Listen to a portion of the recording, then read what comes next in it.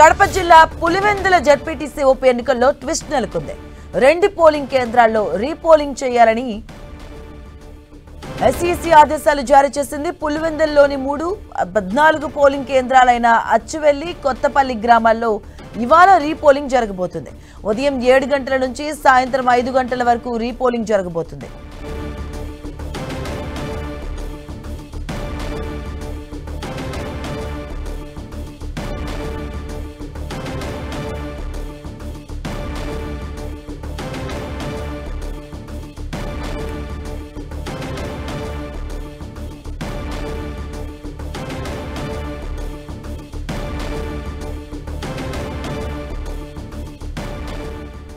ఇక పులివెందులలోని 3 ప్రాంతాల్లో ఇవాళ మళ్ళీ రీపోలింగ్ జరగబోతుంది. దానికి సంబంధించిన పూర్తి అప్డేట్స్ మా కరెస్పాండెంట్ సురేందర్ అందిస్తారు. సురేందర్,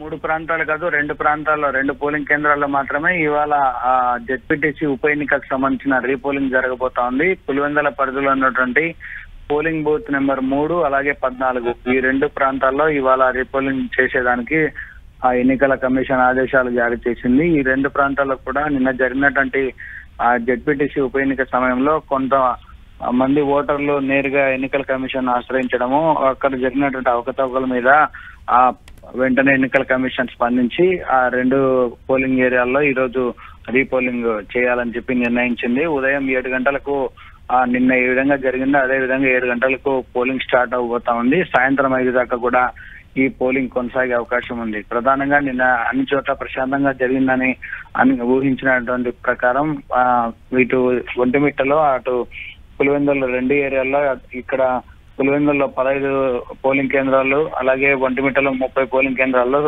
పోలింగ్ సజావుగా జరిగినట్లు అధికారులు చెప్పినప్పటికీ ఇవాళ రీపోలింగ్ ఏర్పాటు చేశారు. ఆ 2 పోలింగ్ కేంద్రాల్లో మరి కాసేపట్లోనే ఇప్పటికే అక్కడికి ఆ 2 పోలింగ్ కేంద్రాలకు ఏజెంట్లు చేరుకున్నారు. ఏజెంట్ ఫారాలు ఇప్పించి లోపలికి పంపిస్తున్నటువంటి పరిస్థితి ప్రస్తుతం జరుగుతా ఉంది. 7 గంటలకు అక్కడికి లోపలికి ఓటర్లందరూ వెళ్లి తమ ఓటు హక్కును వినియోగించుకునే అవకాశం ఉంది. 3వ పోలింగ్ కేంద్రం అచ్చువెల్లి గ్రామంలో ఉంటుంది. ఇక్కడ 497 మంది ఓటర్లు ఉన్నారు. అలాగే 14వ పోలింగ్ కేంద్రము ఈ కొత్తపల్లిలో ఉంది. ఇక్కడ 1267 మంది ఓటర్లు ఉన్నారు. వీళ్ళందరూ కూడా ఇవాళ ఓటేసి తమ ఓటు హక్కును వినియోగించుకోవాల్సి ఉంటుంది. మరి కాసేపట్లోనే ఓటర్లు కూడా లోపలికి వెళ్లి తమ ఓటు హక్కును వినియోగించుకునే అవకాశం కనిపిస్తుంది. Madhavi, right, thank you Surender.